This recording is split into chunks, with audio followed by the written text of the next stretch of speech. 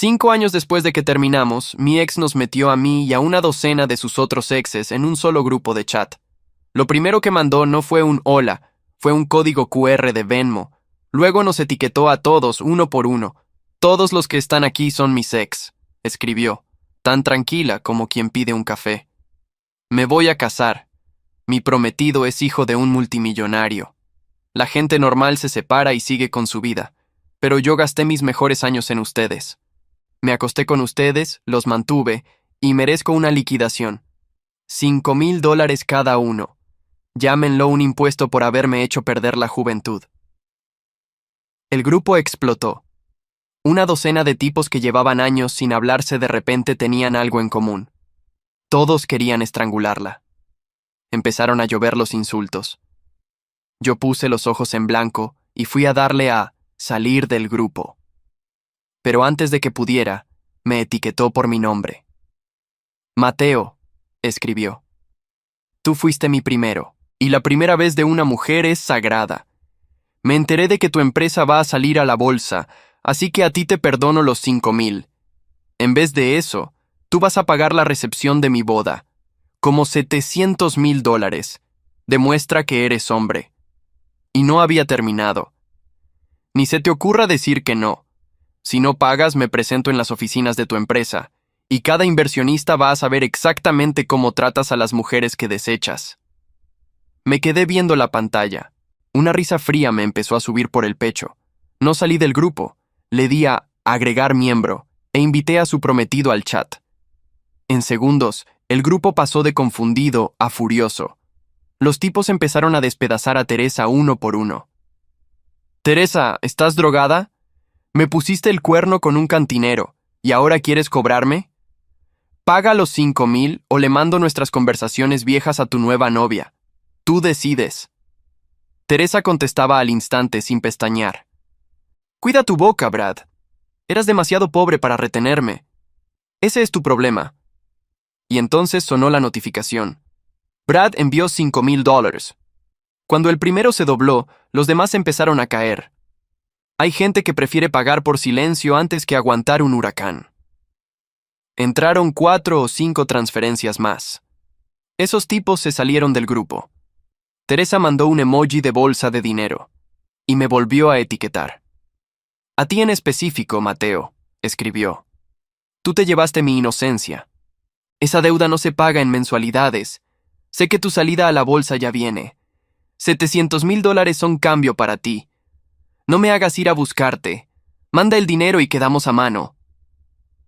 Me quedé un segundo con el pulgar sobre la pantalla. Después escribí. ¿Te hiciste alguna cirugía cara por allá, Teresa? Porque la última vez que me acuerdo, me dijiste que tu primero fue tu entrenador de la prepa. Contestó rapidísimo.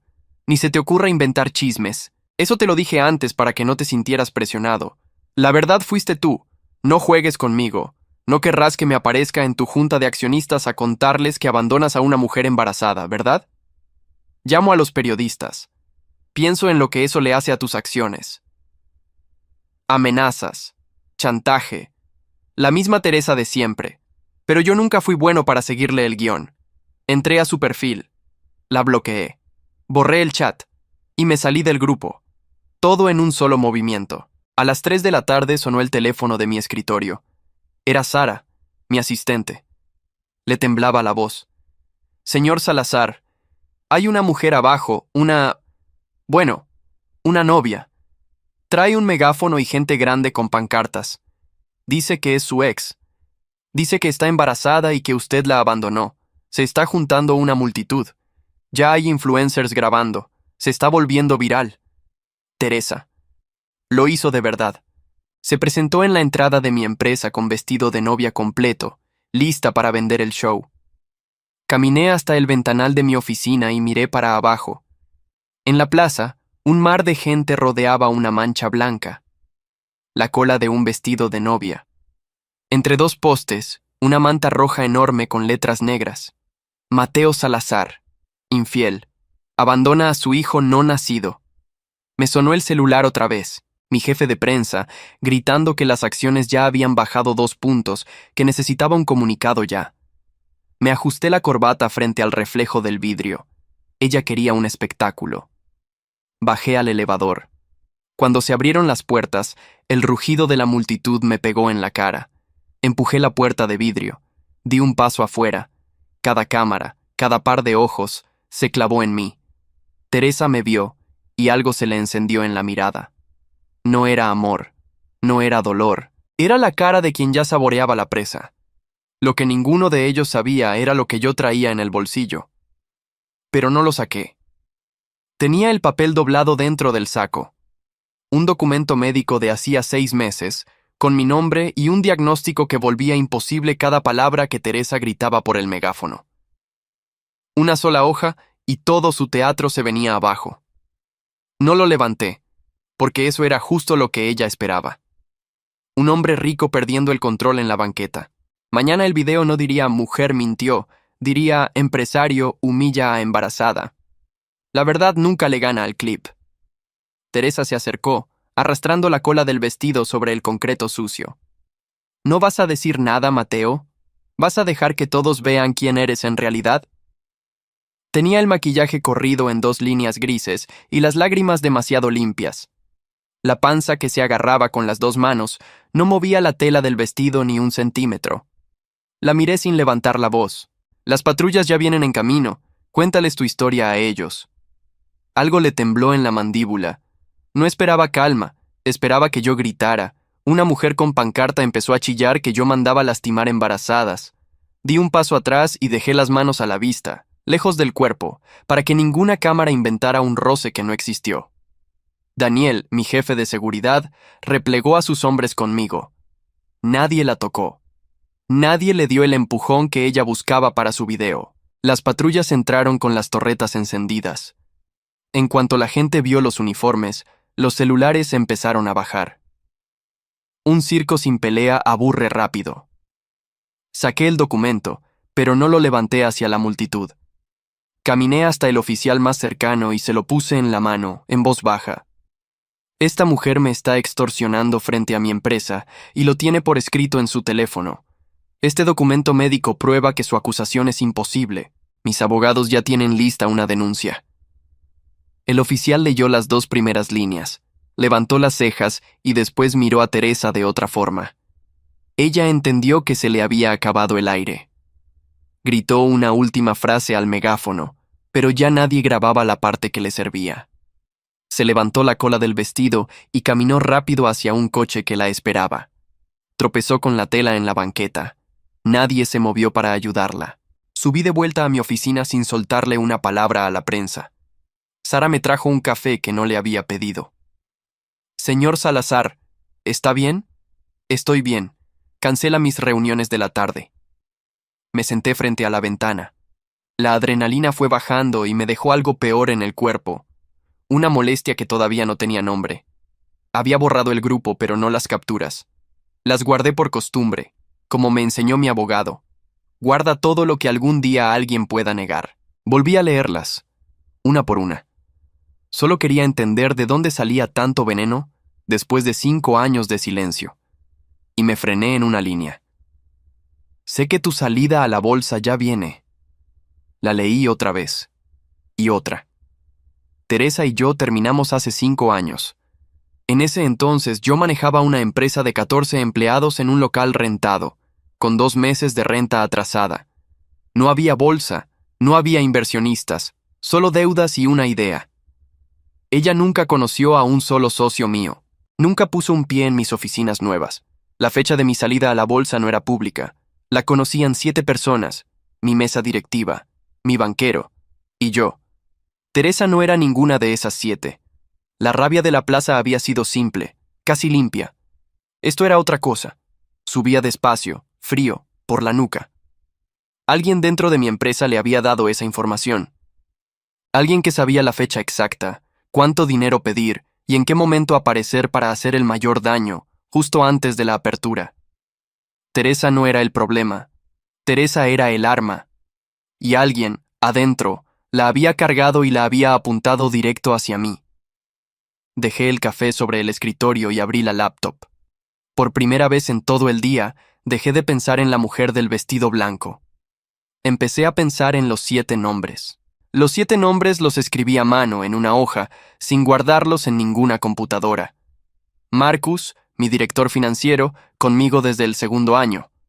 Elena, la de operaciones. Diego, el abogado interno. Patricia, mi banquera del banco de inversión. Y 3 miembros de la mesa directiva, Robert, Hannah y un inversionista de fondo apellidado Green. 7 personas. Una de ellas le había vendido a Teresa el día exacto de mi salida a la bolsa. Mi primer impulso fue meterlos a todos en una sala y mirarlos a la cara hasta que alguien sudara.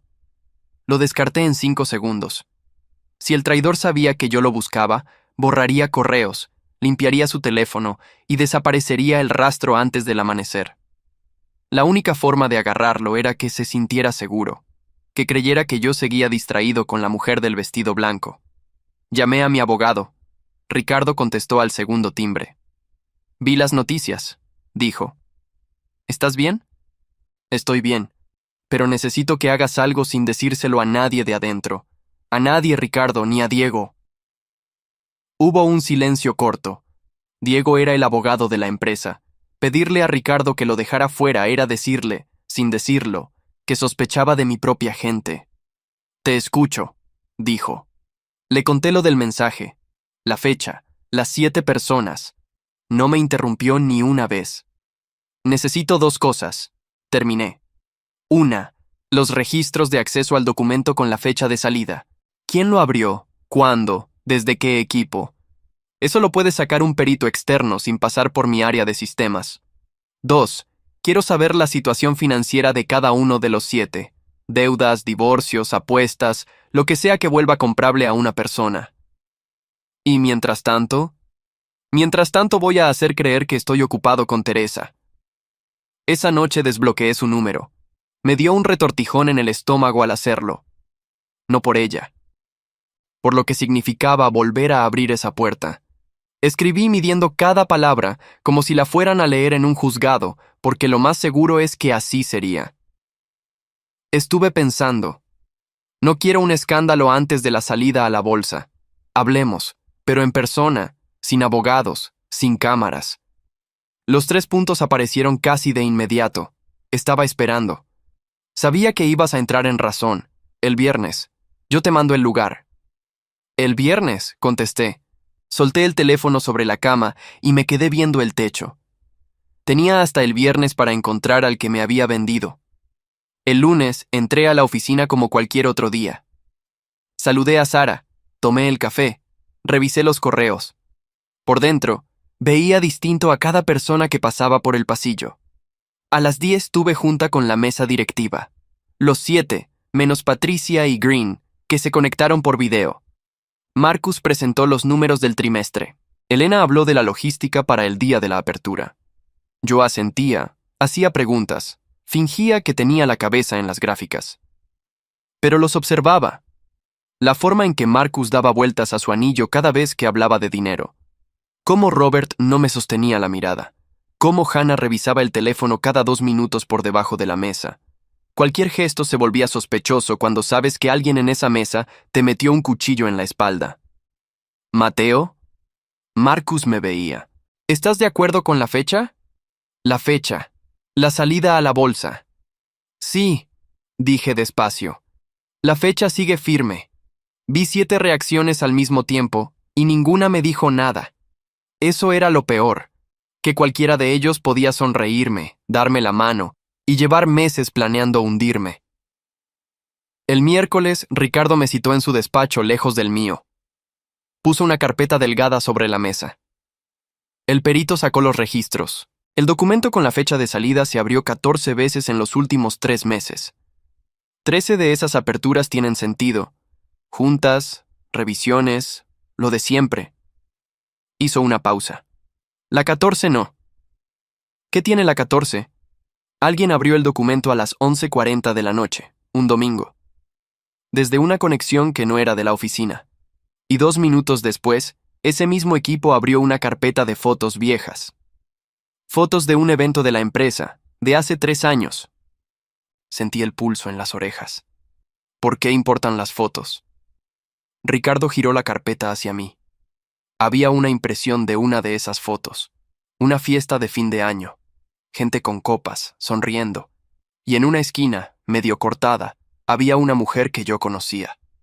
El pelo distinto, más joven, pero la misma cara que esa tarde me había gritado por un megáfono. Teresa. En una fiesta de mi empresa, hace 3 años, cuando ella juraba que nunca se había acercado a mi mundo nuevo. Alguien la conocía desde adentro, dije. Alguien la metió a esa fiesta, corrigió Ricardo. Y ese mismo alguien abrió tu documento confidencial el domingo en la noche, desde su casa. Miré la foto un rato largo. La mujer del vestido blanco no había salido de la nada. Llevaba 3 años con un pie dentro de mi empresa, de la mano de alguien a quien yo saludaba todas las mañanas. ¿Sabemos de qué equipo salió?, pregunté. Ricardo negó con la cabeza. Todavía no. El perito necesita un día más para cruzar el identificador del equipo con las cuentas de la gente. Mañana lo tenemos. Guardé la foto en el bolsillo, junto al documento médico que no había sacado en la plaza. 2 papeles. Uno me había salvado la cara frente a las cámaras. El otro, si Ricardo tenía razón, iba a darme el nombre que llevaba toda la semana buscando. Mañana. Solo tenía que aguantar un día más fingiendo que no sabía nada, sonriendo en los pasillos, dándole la mano al que rezaba por verme caer. Esa noche no dormí. Me quedé en la sala, con la foto sobre la mesa y la ciudad encendida del otro lado del vidrio. Conté otra vez los 7 nombres en voz baja, despacio, como quien revisa una herida para ver cuál duele más. Uno de ellos había sentado a Teresa en mi propia fiesta, le había puesto una copa en la mano y le había enseñado el camino más corto para destruirme. Y al día siguiente iba a saber cuál. El jueves a mediodía, Ricardo no me citó en su despacho. Me mandó un mensaje de una sola línea. Ven a mi casa esta noche.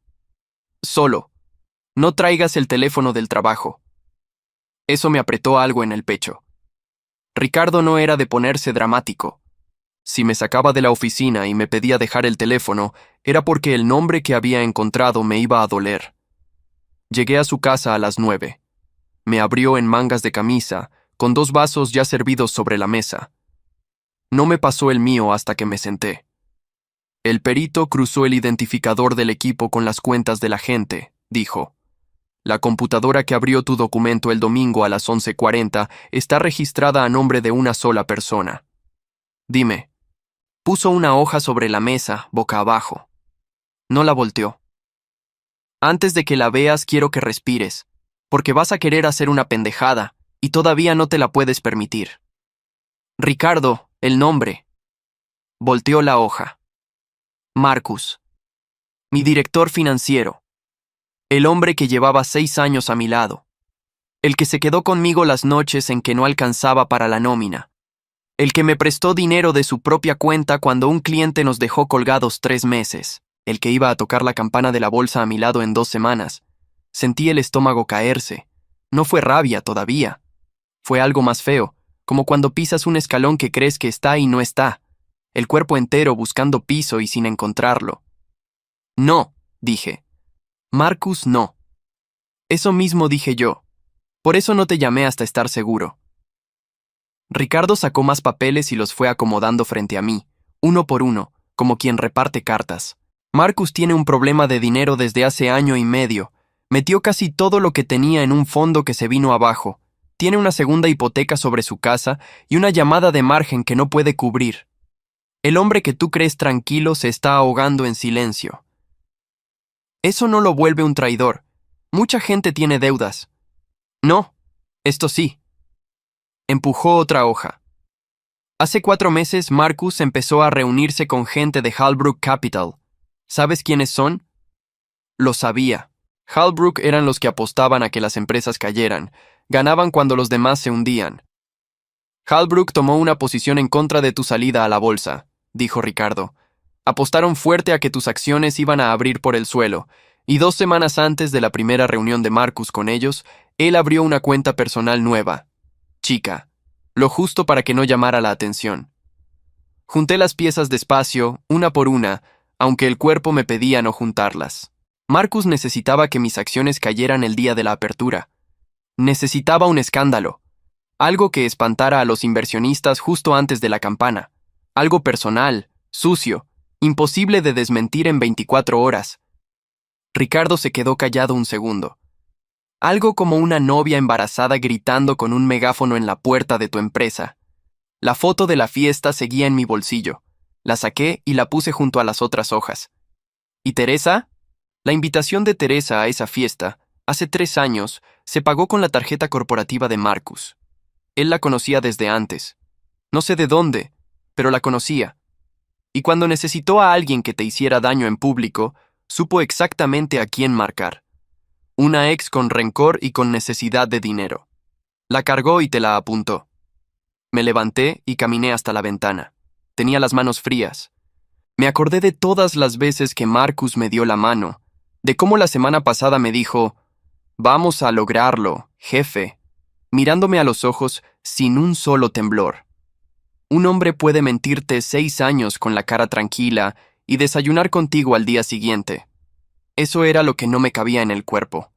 «Voy a su casa ahora mismo», dije. No. Ricardo se paró frente a mí, bloqueándome la puerta sin tocarme.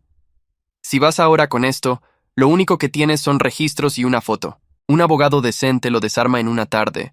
Dirá que abrió el documento por trabajo, que a Teresa la conoció de casualidad, que la cuenta nueva es para los ahorros de su hija. Tienes el cómo. No tienes el quién lo ordenó, dicho por una boca, grabado». ¿Y cómo consigo eso?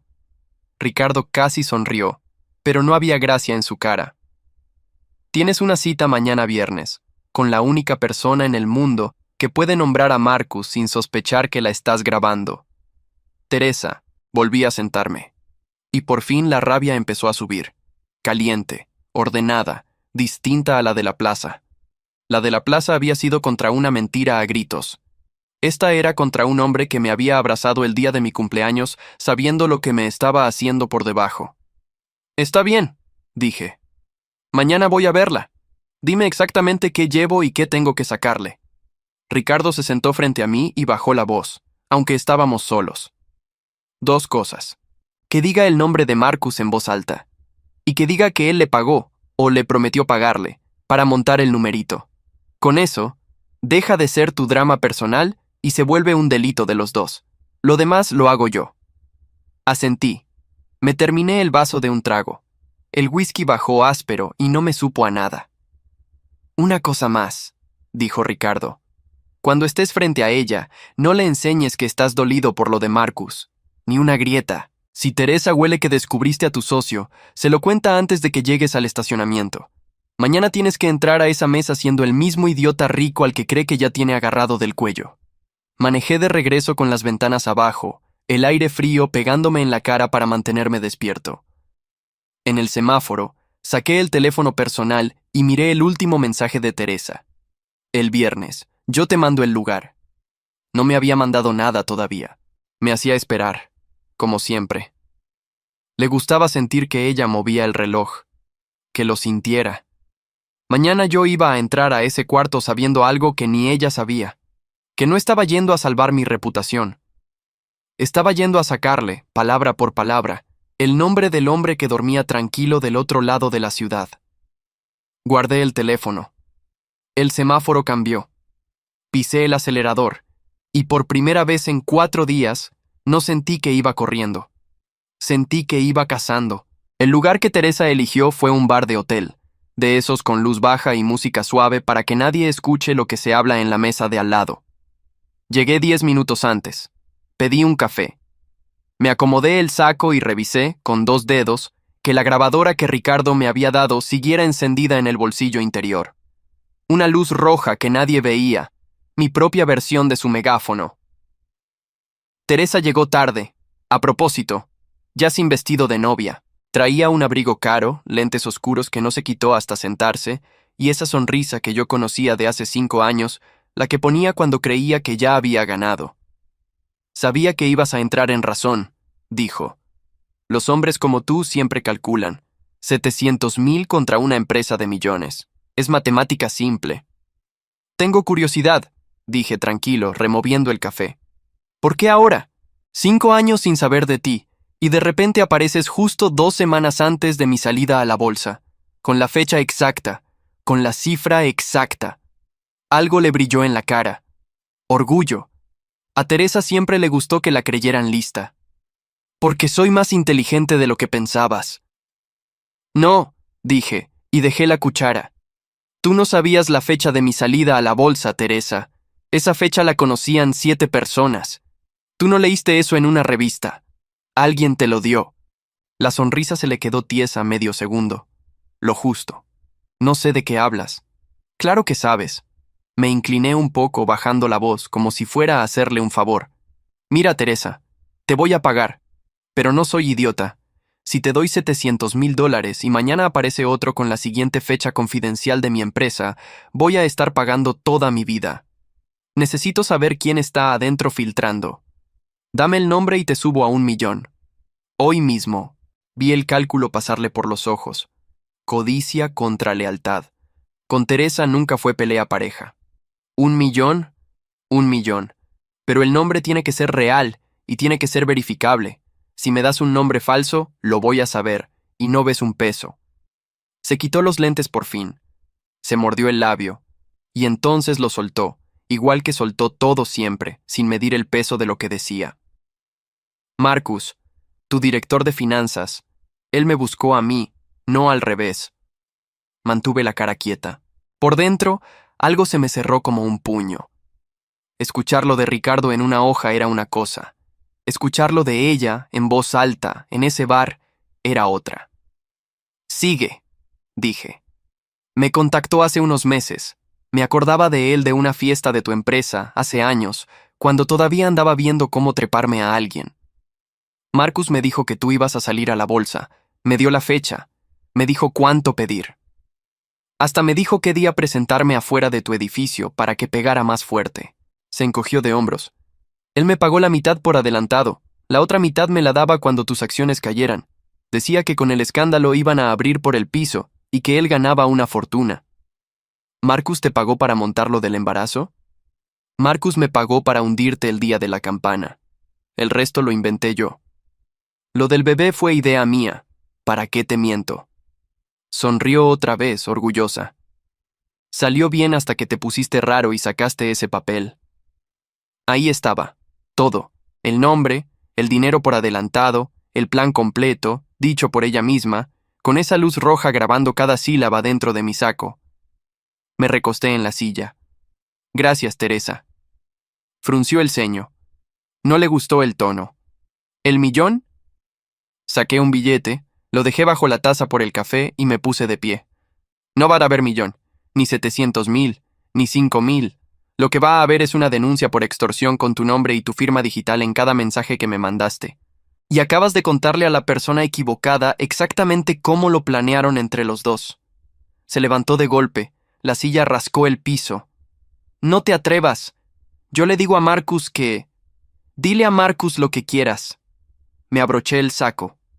Para cuando lo llames, yo ya voy a haber llegado primero. Salí sin correr.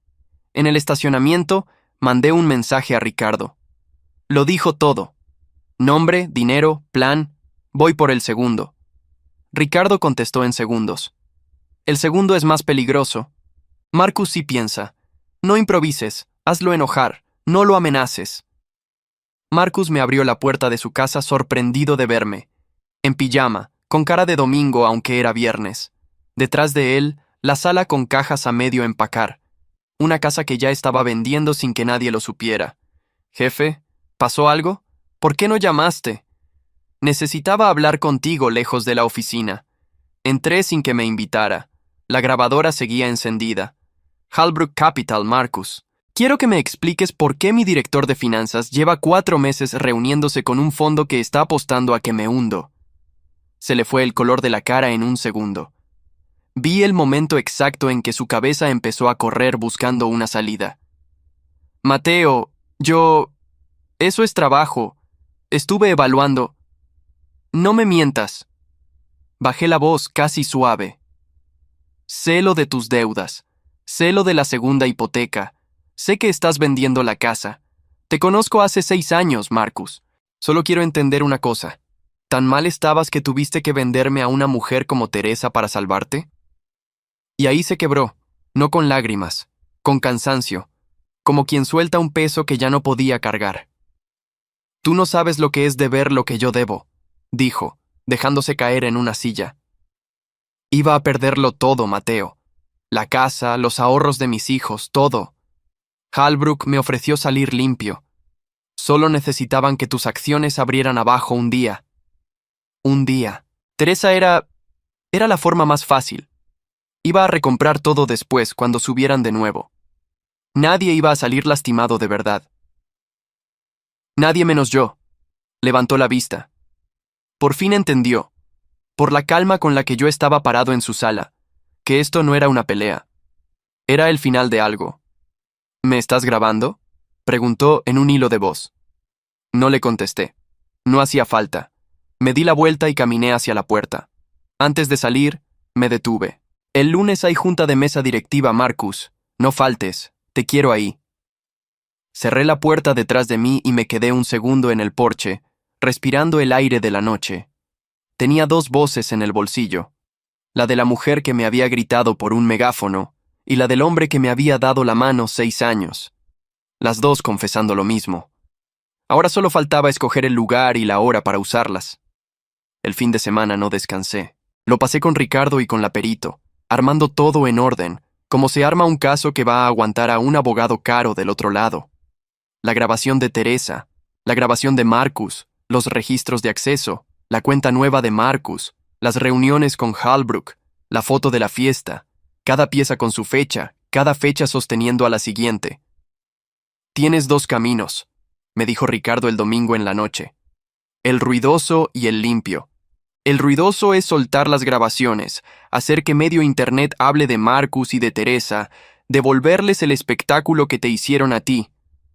¿Y el limpio? El limpio es que nadie afuera se entere de nada hasta que sea un expediente. Marcus sale de tu empresa el lunes, sin escándalo. La fiscalía recibe el caso por la puerta de atrás. Y tú sales a la bolsa el día que tenías planeado, como si nada hubiera pasado. Me miró. El ruidoso te da el gusto, el limpio te da la victoria. No siempre son el mismo. Pensé en la plaza, en las cámaras, en lo fácil que habría sido subirme a ese mismo escenario y voltearlo contra ellos. El limpio, dije. No le voy a dar a nadie un solo clip. El lunes a las 10 entré a la sala de juntas. Estaban los 7. Marcus llegó pálido, con un café que no tomó. Se sentó en su lugar de siempre, a mi derecha, donde llevaba 6 años sentándose. Empecé la junta normal. Revisamos los números. Hablamos de la logística de la apertura. Dejé que Marcus presentara su parte, y lo dejé terminar. Le temblaba un poco la voz. Nadie más lo notó. Yo sí. Cuando acabó, junté mis papeles. Antes de cerrar, tengo un punto que no estaba en la agenda. Saqué una carpeta y la puse sobre la mesa. Hace 2 semanas alguien filtró la fecha de nuestra salida a la bolsa, una fecha que solo conocíamos las 7 personas en esta sala. Esa filtración se usó para montar el episodio que todos vieron afuera del edificio. El cuarto se quedó sin aire. Robert dejó de respirar. Hannah soltó el teléfono. Quiero que sepan que ya está resuelto. Seguí, con calma. Hay registros de acceso, hay una cuenta vinculada a un fondo que apostó en contra nuestra, y hay 2 declaraciones grabadas. No voy a pasar el mal rato de reproducirlas aquí. Volteé a ver a Marcus. Marcus, ¿quieres ahorrarnos a todos la parte fea? Lo miré sin rabia. Eso fue lo que más le costó, que no le gritara. Marcus bajó la cabeza. Tardó en hablar. Renuncio, dijo, ronco. Efectivo hoy. No, dije. No renuncias. Estás despedido con causa, y la causa va por escrito. La diferencia importa para lo que viene después. Se levantó despacio. Nadie lo miró.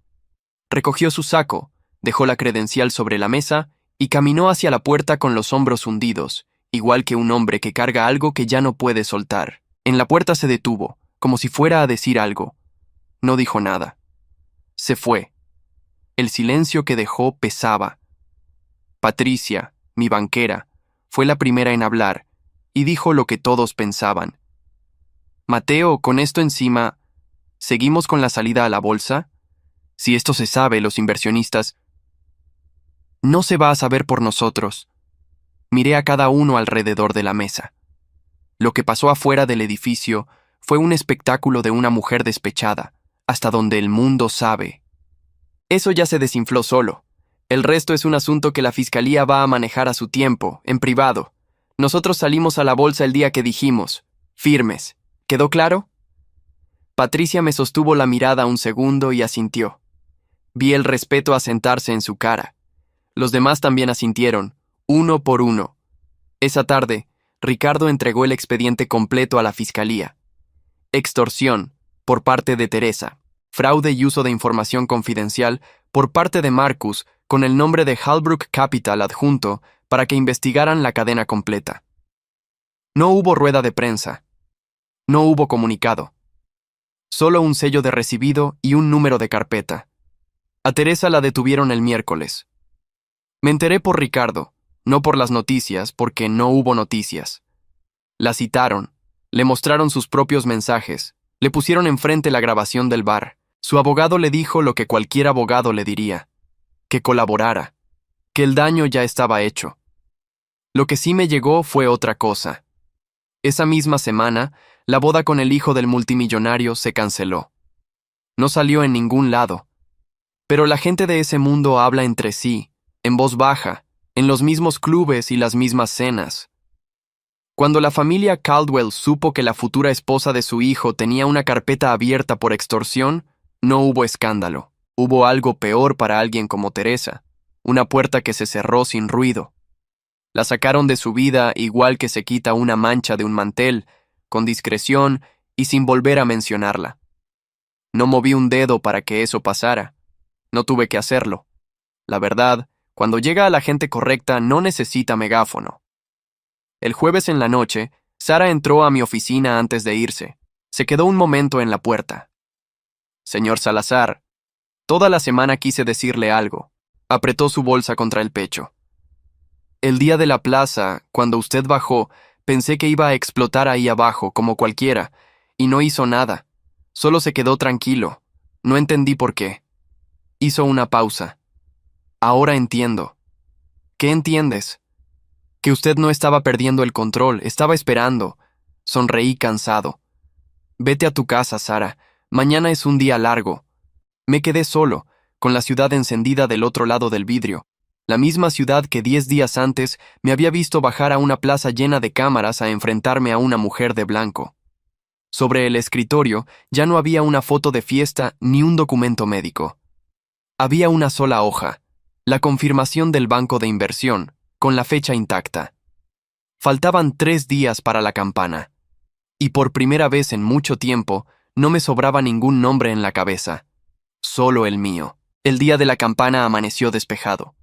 Me puse el traje azul marino, el que mi mamá nunca alcanzó a verme usar, y manejé al centro financiero con las manos firmes sobre el volante. No sentía nervios. Sentía algo más callado, más sólido, como cuando por fin pisas un piso que sabes que no se va a mover. En el salón de la bolsa estaba mi gente. Los 6 que quedaron en la mesa. Patricia, con su carpeta apretada al pecho. Elena, Diego, Robert, Hannah, Green. Faltaba una silla y todos sabían de quién había sido. Nadie la mencionó. A las 9:30 me pararon frente al botón. Alguien contó hacia atrás. Toqué la campana y el sonido llenó el salón. En la pantalla, el símbolo de mi empresa apareció con un número al lado, y ese número empezó a subir. No abrió por el piso como Halbrook había apostado. Abrió 18% arriba del precio que habíamos fijado. Halbrook perdió una fortuna esa mañana, la misma fortuna que Marcus creyó que lo iba a salvar. Patricia se acercó y me apretó el brazo. Lo lograste. Lo logramos, dije. Y lo dije en serio. Los que se quedaron lo merecían. No hubo champaña hasta el techo ni gritos.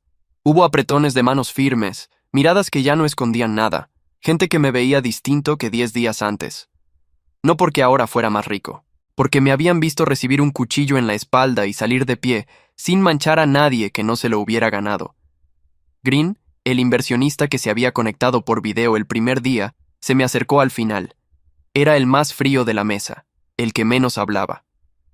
Cuando vi lo de la plaza, en las noticias, estuve a punto de sacar mi dinero, me dijo sin rodeos.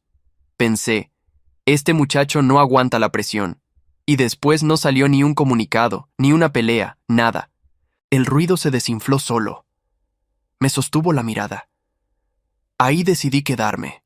Un hombre que no necesita gritar es un hombre al que no le van a temblar las manos con mi dinero adentro. No le contesté con palabras. Solo le di la mano. Era el mismo apretón que 10 días antes me habría costado un mes convencerlo de darme. A mediodía, en mi teléfono personal, entró un mensaje de un número que no tenía guardado. Era Marcus. Vi la apertura. Me da gusto, de verdad. Sé que no tengo derecho a decirte nada. Solo quería que supieras que lamento cada día lo que hice. No esperaba que lo entendieras. Solo necesitaba decirlo. Lo leí 2 veces. Esperé a ver si me subía la rabia. No me subió. Lo que sentí fue más parecido a la tristeza que sentí en su sala, viendo las cajas a medio empacar. Un hombre que tuvo todo para ser mi mano derecha el resto de mi vida y lo cambió por un día de números a la baja. Escribí una sola línea. Espero que algún día pagues lo que debes y construyas algo tuyo, lejos de mí. Y bloqueé el número. Igual que había bloqueado a Teresa 10 días antes. La misma mano, el mismo gesto. Aprendí que se puede dejar ir a alguien sin gritarle. Que el silencio, cuando es decisión y no miedo, pesa más que cualquier insulto. De Teresa supe lo justo. Su caso siguió su camino, despacio, en oficinas sin cámaras. El hijo del multimillonario se casó meses después con otra. Ella desapareció del mundo que tanto quiso comprar, no derrumbada en una plaza frente a influencers, sino borrada en silencio, que para alguien que vivía de ser vista era el peor castigo posible. No me dio gusto verla caer, me dio paz dejar de pensar en ella. Esa tarde, en vez de ir a la oficina nueva, manejé al otro lado de la ciudad, al local viejo, el primero, el de 14 empleados y el aire acondicionado descompuesto. Ya era una tienda de llantas. Me quedé un rato en el coche, viendo la cortina metálica donde antes estaba mi nombre escrito en una hoja pegada con cinta. Un empleado de la llantera salió a ver por qué un coche llevaba tanto rato parado enfrente. Me reconoció de algún lado, dudó un segundo, y al final solo me saludó con la cabeza. No le dije que ese local había sido mío. No hacía falta. Hay cosas que uno guarda para adentro, donde pesan lo justo. Ahí adentro, hace 6 años, un hombre con 2 meses de renta atrasada le pedía a sus 14 empleados que aguantaran una quincena más. Nadie de la gente que hoy me daba la mano lo habría apostado por ese hombre. Teresa menos que nadie. Por eso me dejó, en su momento, cuando no había bolsa ni inversionistas ni nada que valiera la pena ordeñar. Me acordé de mi mamá llegando de limpiar casas, dejándome la cena tapada con un plato encima.